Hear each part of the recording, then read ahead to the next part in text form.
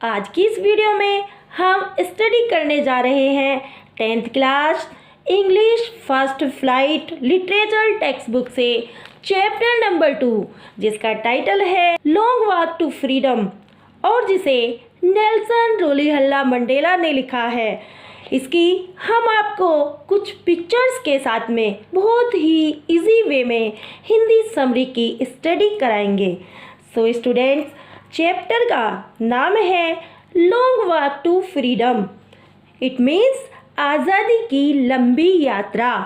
इसे south Africa के प्रथम अश्वेत अर्थात नीग्रो राष्ट्रपति जी ने अपने हाथों से लिखा है, अर्थात यू कैन से कि यह उनकी एक ऑटोबायोग्राफी है।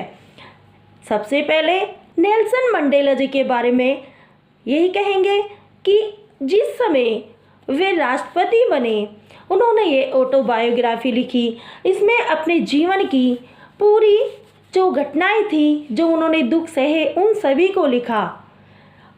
उन्होंने एक दो नहीं, इस लड़ाई को लड़ने में अपने जीवन के 30 इयर्स अर्थात 30 वर्ष जेल में बिताए।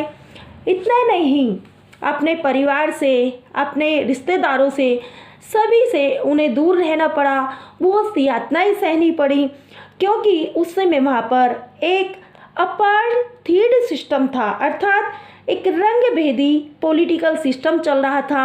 वहाँ पर केवल कह सकते हैं कि गोरे अंग्रेज और काले अंग्रेजों में मतभेद था, और ये नेल्सन मंडेला ये काले अंग्रेज थे, तो इन्हें बहुत ही निम्न दृष्टि से माना जाता था। इन्होंने इस रंग भेद को दूर किया और अंत में इन्हीं को जीत हासिल हुई। कैसे? चलिए आइए इस वीडियो के माध्यम से जानते हैं। लॉन्ग वॉक टू फ्रीडम ये साउथ अफ्रीका के first Negro president Nelson Mandela की ऑटोबायोग्राफी है। इस बुक में उन्होंने अपार्थाइड पॉलिटिकल सिस्टम के बारे में बताया है। वास्तव में रंगभेदी राजनीतिक प्रक्रिया वह हार्मफुल सिस्टम है जो जाति व रंग के रूप के अनुसार लोगों को एक दूसरे से अलग कर देती है। आज भी वर्ल्ड में 3 कंट्रीज ऐसी हैं जहां अपार्थाइड आज भी प्रेजेंट है। वे कंट्रीज हैं United state of America, south Africa और ऑस्ट्रेलिया। आज इस टॉपिक में हम बात करने जा रहे हैं नेल्सन मंडेला की, जिन्होंने साउथ अफ्रीका में रंगभेद के विरुद्ध लड़ने में अपना जीवन लगा दिया। उन्होंने अफ्रीकन नेशनल कांग्रेस की स्थापना की।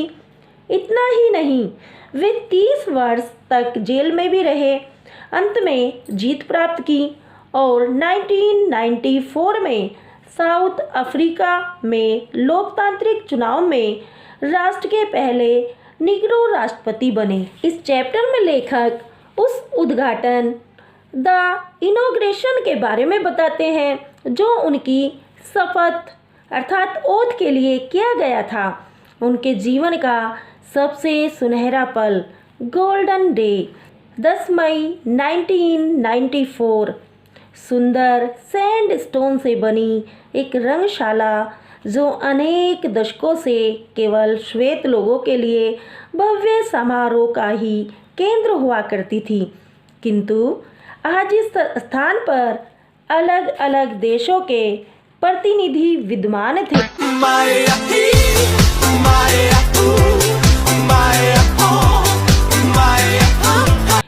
इस फंक्शन का मेन पर्पस दक्षिणी अफ्रीका की प्रथम प्रजातांत्रिक जाति विहीन सरकार की स्थापना करना था। इस सुअवसर पर मंडेला अपनी बेटी जेनानी के साथ थे। मंच पर सबसे पहले मिस्टर डे क्लर्क को सेकेंड डिप्टी प्रेसिडेंट तथा टोबो म्बेको को फर्स्ट डिप्टी प्रेसिडेंट की शपथ दिलाई गई। फिर मंडेला की बारी आई और उन्होंने राष्ट्रपति की अर्थात प्रथम नीग्रो जाति से बनने वाले वो प्रथम प्रेसिडेंट थे और वहाँ पर इस समारोह में उनकी शपथ दिलाई गई। इस समय उन्होंने जनता व दूर दूर देशों से आए हुए मेहमानों को एक अलग अंदाज में संबोधित किया। इस मौके पर उन्होंने जो शब्द कहे उन्होंने उन्हें वर्ल्ड फेमस बना दिया। उन्होंने कहा था, आज हम सभी अपनी यहाँ उपस्थिति के द्वारा नवजात स्वच्छंदता और शान को उम्मीद प्रदान करते हैं। बहुत लंबे समय तक जारी विशेष मानवीय आपदाओं के अनुभव के बाद एक ऐसे समाज का जन्म होना आवश्यक है जिस पर संपूर्ण मानवता को गर्व होगा। हम इतने वर्षों तक दुनिया से कटे रहे, किंतु आज हमें हमारी स्वयं की धरती पर अनेक राष्ट्रों की मेज़बानी करने का दुर्लभ अवसर मिला है। इस अवसर पर पधारने के लिए मैं तुम्हें धन्यवाद देता हूँ। उन्होंने आगे कहा कि आज हमने अपार्थीड रंगभेदी सिस्टम पर मुक्ति पाली है। हम स्वयं अपने लोगों को निरंतर जारी गरीबी, अभाव, दुख, लिंग भेद तथा अन्य भेदभाव से मुक्त करने की शपथ लेते हैं। अब इस सुंदर धरती पर किसी का शोषण नहीं किया जाएगा। जैसे ही राष्ट्रपति का संबोधन समाप्त हुआ, आकाश का नज़ारा और भी देखने योग्य था। आकाश में हेलीकॉप्टर व लड़ाकू विमानों द्वारा शक्ति का प्रदर्शन किया गया, फूलों की वर्षा की गई। फिर थोड़ी देर बाद अनेक सुरक्षा बल अधिकारियों ने राष्ट्रपति के सामने कर्तव्य निष्ठा व वफादारी की कसम ली। जिस समय ये अधिकारी लोग कसम ले रहे थे, उस समय मंडेला को याद आ रहा था कि जो अफसर आज मेरे सामने शपथ ले रहे हैं, वर्षों पहले उन्होंने ही मुझे अरेस्ट किया था। इस अवसर पर 2 राष्ट्रीय गान गाए गए जो 2 वर्ग के थे, एक श्वेत का और दूसरा अश्वेत का। किंतु इस समय दोनों एक साथ इस गाने को गाने का प्रयास कर रहे थे, किंतु आज लोगों के मन में पहले की तरह ईर्ष्या द्वेष नहीं था, बल्कि दोनों के मन से प्रेम की भावनाएं झलक रही थी। इस समय सभी के मन में एक दूसरे के प्रति प्रेम व सम्मान था। अब मंडेला को उन लोगों की याद आ रही थी जिन्होंने इस दिन को प्राप्त करने में अपना सब कुछ कुर्बान कर दिया था, लेकिन आज वे धन्यवाद लेने के लिए इस समारोह में मौजूद नहीं थे, क्योंकि वे इस दिन को लाने के लिए वे पहले ही अपने जीवन को कुर्बान कर चुके थे। उन्हें याद आता है कि वे इस रंगभेद की नीति में मेरे देश और मेरे लोगों में एक गहरा तथा कभी न भरने वाला घाव दिया है, जिसे भरने में अभी बहुत लंबा समय लगेगा। इस लड़ाई को जीतने में Oliver Tambos, Walter Sisulus, chief Luthulis, Yusuf Dadoos, Bram Fischer और रॉबर्ट सुबुकवेश जैसे अद्भुत, साहसी, माइंडेड और बहुत ही जेंटल लोगों का बहुत बड़ा योगदान रहा है। ऐसे लोगों के बलिदान को देखकर मैं यही सोचता हूँ कि मेरा देश खनिजों और हीरे मोतियों से पूर्ण है, जो इसकी भूमि में नीचे दबे पड़े हैं, लेकिन मैंने सदैव यही जाना है कि इसकी महानतम दौलत इसके लोग हैं, जो शुद्धतम हीरो से भी अधिक सुंदर एवं सच्चे हैं।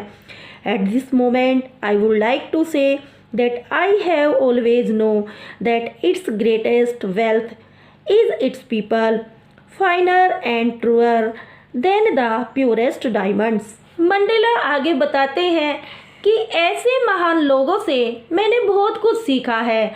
ऐसे इन सभी लोगों के सहयोग से मुझे कुछ करने की हिम्मत मिली। जीवन में प्रत्येक व्यक्ति के 2 कर्तव्य होते हैं, एक अपने घर परिवार के प्रति और दूसरा समाज के प्रति।